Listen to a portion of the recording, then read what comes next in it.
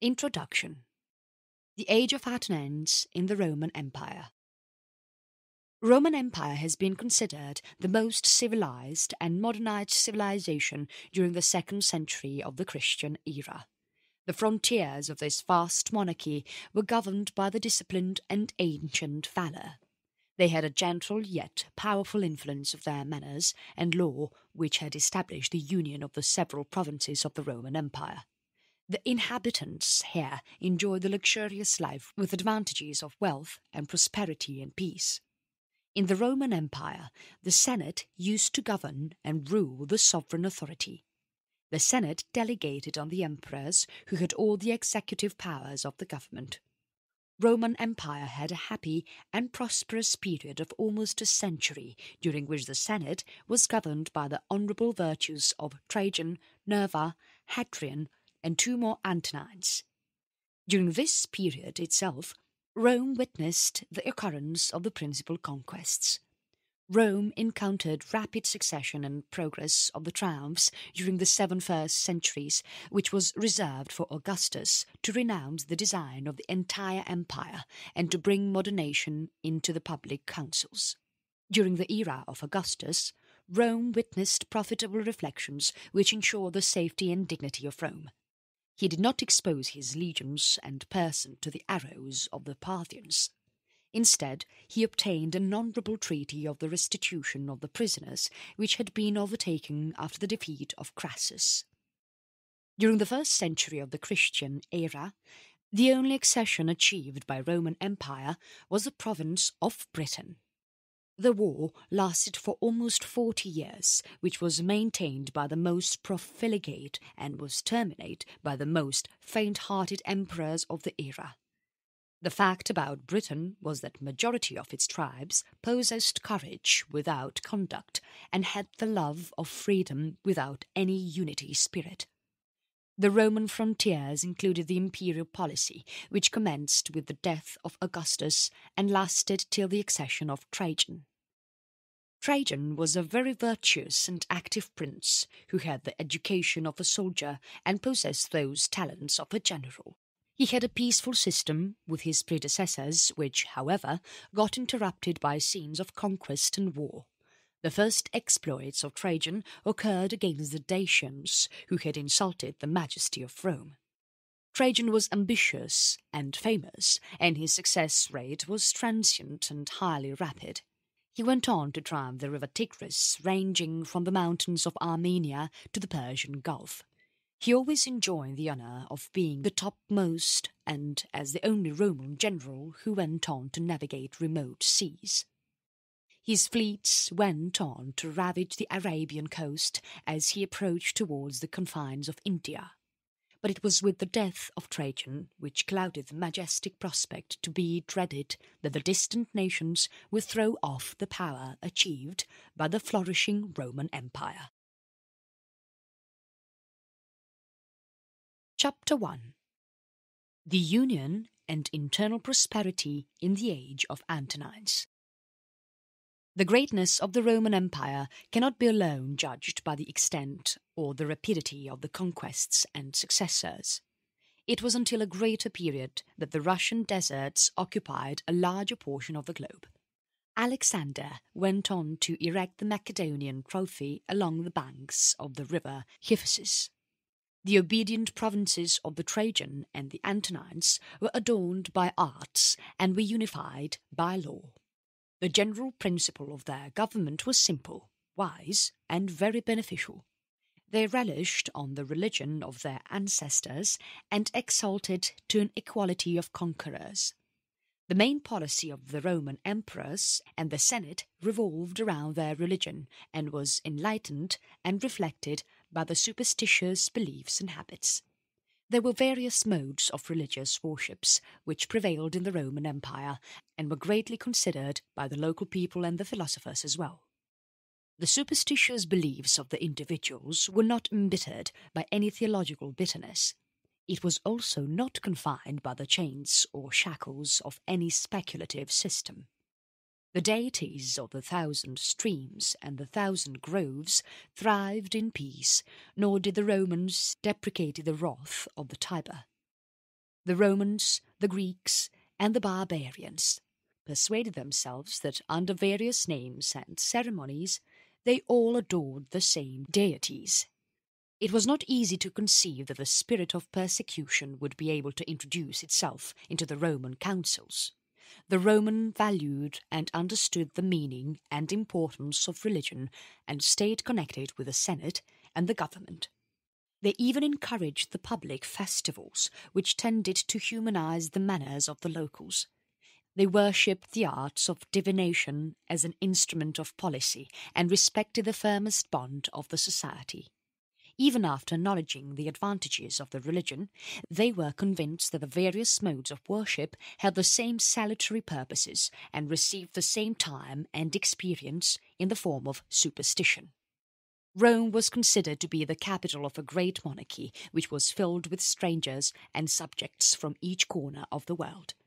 These were responsible for introducing and enjoying the superstitious beliefs of their native country.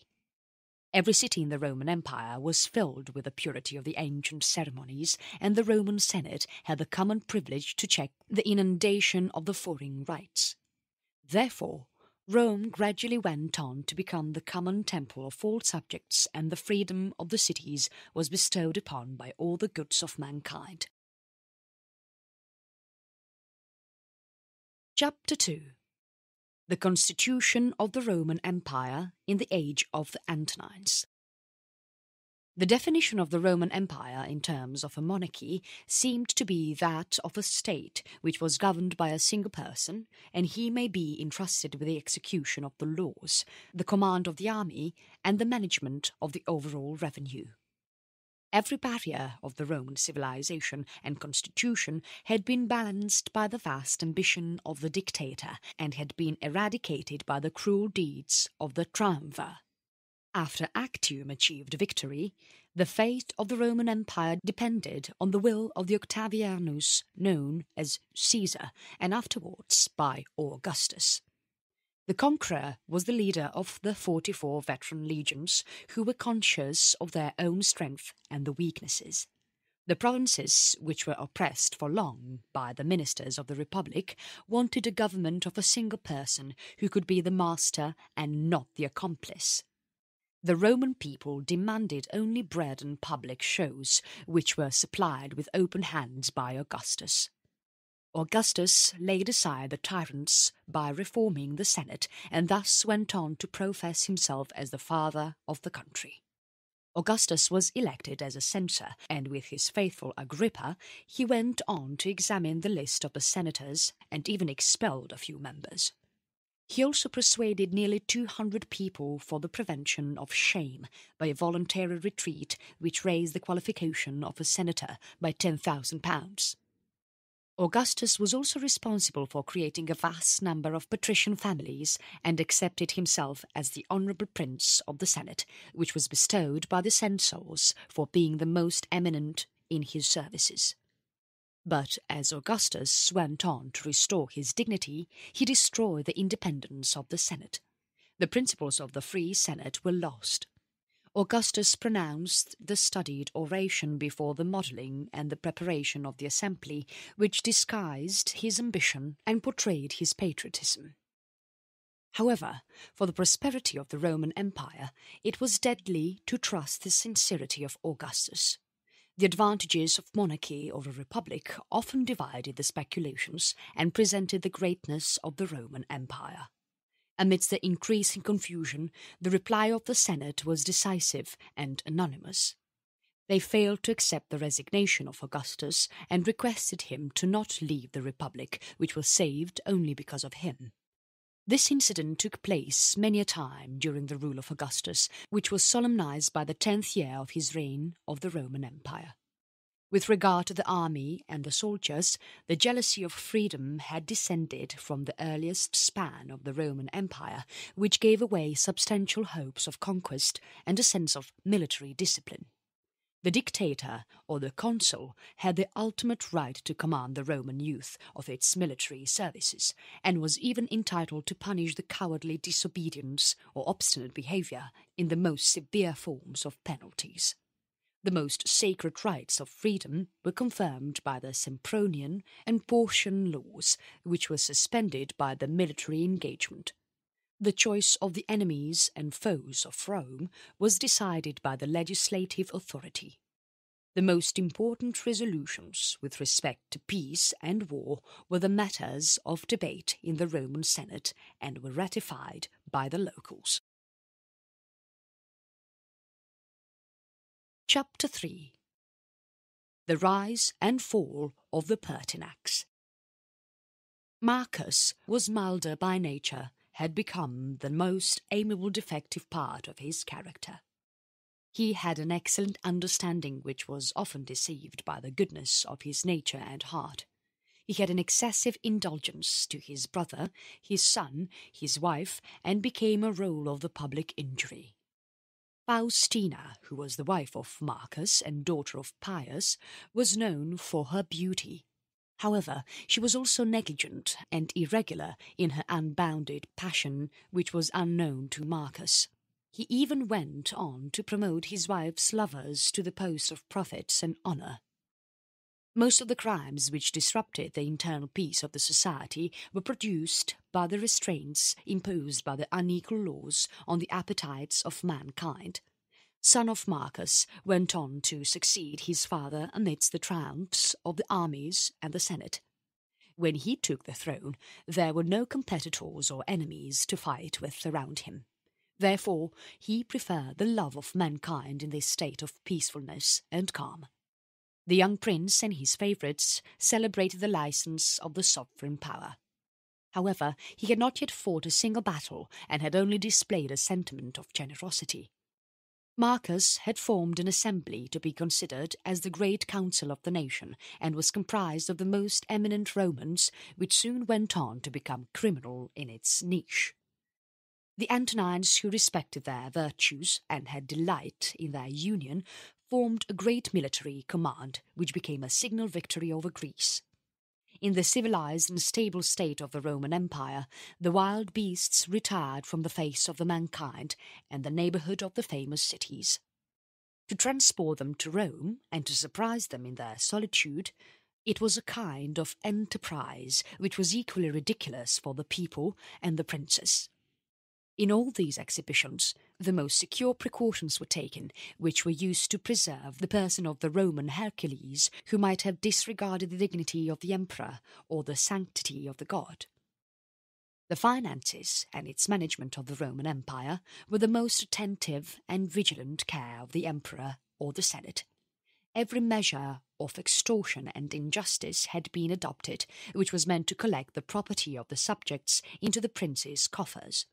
The people who remember the virtues and values of the Marcus were happy and content to contemplate their new features in bearing the traits of the original as they wished to enjoy the benign influence of his rule and administration. Amidst the general joys, the Praetorian Guards betrayed the inward dissatisfaction due to their angry and sullen countenance. Chapter 4. Civil Wars and Victory of Severus. The power of the sword is felt greatly in an extensive and vast monarchy in comparison to a small community. It has been calculated by the politicians that no state can maintain above the power of the 100th members in arms and idleness unless being completely exhausted. Although this proportion might be uniform, the influence that army has over the rest of the society will vary greatly according to the degree of the positive strength. There can be no exertions made on the benefits of the military discipline and science unless a considerable number of soldiers are united in one body and activated by one person. With just a handful of men, this kind of union could serve as ineffectual and would be impracticable where the powers of the machine could destroy the excessive weights or the extreme minuteness of the springs. In order to illustrate this observation, we would need to reflect that there is no superiority of the natural strength, acquired skill, or the artificial weapons. This would enable one single man to keep the constant subjection of 100 of the fellow creature and the tyrant of a single town or even a small village or district, to soon discover that hundreds of disciplined soldiers will command 10 million of subjects. The Praetorian bands of the Roman Empire, whose furious and licentious nature became the first symptom and the cause of the decline of the Roman Empire. The Praetorian bands derived their institution from Augustus. They were crafty tyrants, sensibly made the Roman Senate to come in awe which could either crush or prevent the motions of the rebellion. Augustus discriminated the favoured troops by superior privileges and high pay, but their formidable aspect would have been alarmed and would have irritated the Roman people as the remainders were dispersed along the adjacent towns of Italy. The introduction of the Praetorian Guards into the palace and the Roman Senate, through which the emperors taught them to perceive their own powers and strengths and the weaknesses of the civil government, was used to lay aside the mystery towards an imaginary power. Their pride was nourished by the sense of irresistible power in the luxurious idleness of the opulent city. It was also not possible to conceal anything from them, and the leading person of the Roman sovereign, the public treasure, the authority of the Senate, and the seat of the empire were all in the possession of their hands. In order to divert or divulge the Praetorian bands from the dangerous reflections, the best established and the firmest were obligated to blend the cajolery with commands, rewards with punishments, to indulge in their prides, to flatter themselves, to purchase their faith on the accession of every new emperor since the elevation of the Claudius. The advocate of the gods needed to be justified by arguments the powers which were asserted by their arms, and they needed to maintain it according to the purest form of the constitution. The election of the generals, consuls, and that of the magistrates were the ancient and the ultimate rights of the Roman cities. These assertions became unanswerable gradually as the Praetorians increased their weights like the barbarian conquerors of the Roman Empire. The Praetorians had violated the piety of the throne by the murder of Pertinax and had dishonoured the majestic conduct. Their camp was without a leader, and amidst all the wild disorder and misconduct, the emperor's father-in-law, Supplicianus, and the governor of the city had been sent to the camp on the first alarm of mutiny. With history making us observe every principle and passion which yields to the ambitious dictates, it is very scarce that in these horrifying moments Supplicianus had aspired to triumph the throne which was polluted with recent killing and blood of a prince. He had already started his effectual argument as a threat to the imperial dignity, which proclaimed that the Roman Empire had to be disposed of the best and the most efficient bidder by means of a public auction. This infamous offer, and the most insolent of its kind, diffused a sense of shame, grief, and indignation throughout the empire. This somehow reached Didius Julianus, who was a wealthy senator of Rome and had indulged himself in the luxury of the Senate table. His wife and daughter, including his parasites and freedmen, convinced him easily that he deserved the throne and made him embrace the opportunity. The old man hurried to the Praetorian camp where Supplicianus was with his guards, and he began to bid against the foot of the rampart. Supplicianus had promised a donation of £160 to each soldier. Julian was eager for this prize and rose the total amount to whopping £200. In this way he was declared the emperor, and he took an oath of allegiance from the military. It now became obligatory for the Praetorians to satisfy the conditions of the sale. They offered their new sovereign and surrounded him on all sides from their shields. The Senate was assembled, and those who had been recognized as close friends or enemies of Julian affected the common share of satisfaction. After this, Julian filled the Senate with his armed soldiers and eminent virtues to get full affections and assurance from the Senate. The assembly, which was gathered, congratulated themselves and engaged their alliance with him on several branches of the imperial power. From the Roman Senate, Julian could spot the abandoned trunk of the Pertinax and the economical entertainment which was prepared for his dinner. He viewed one with indifference and the other with contempt. Even after the magnificent feast and the maddening crowd, he was left with darkness, solitude, and sleepless nights. He thought over the fate of his predecessors and the dangerous tenure of the Roman Empire, which would be purchased by money. Every move he made betrayed his trembling confusion. He insisted that Severus should be made the public enemy of the Roman Senate.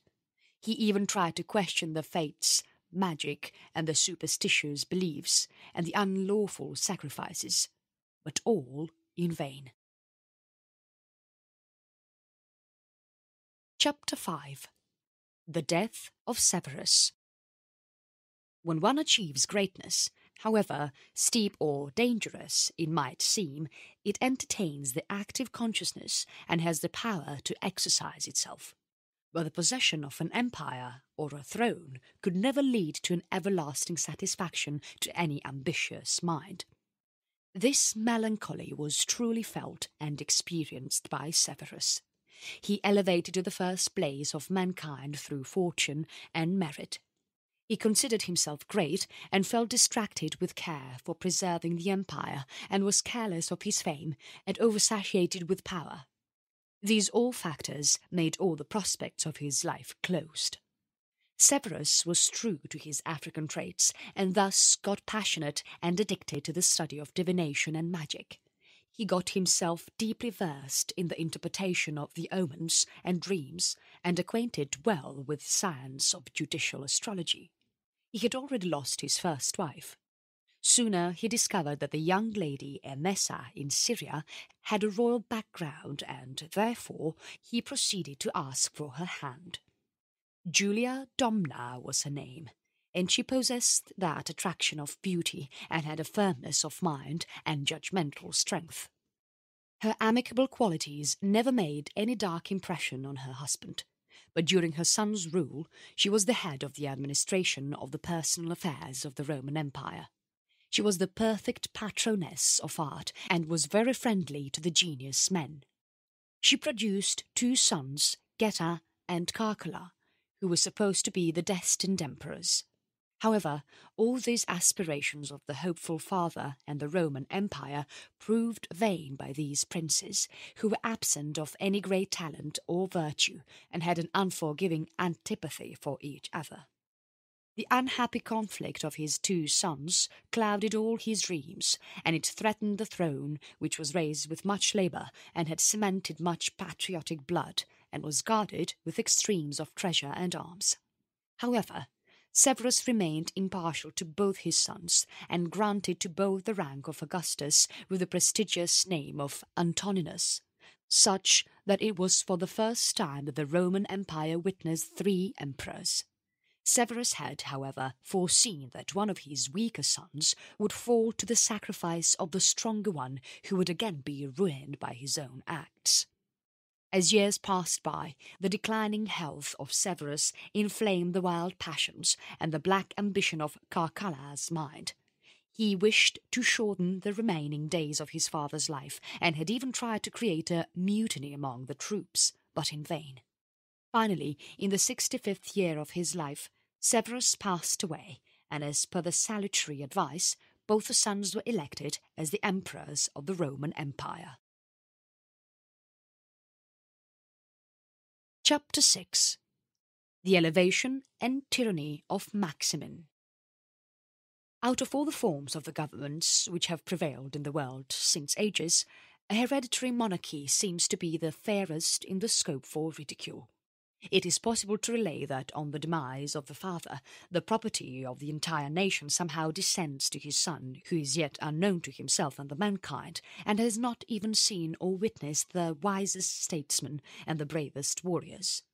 As retirement approaches, the imaginary forms of the future government might be devised in a faint light, and which shall continue to bestow on the most worthy of the entire community.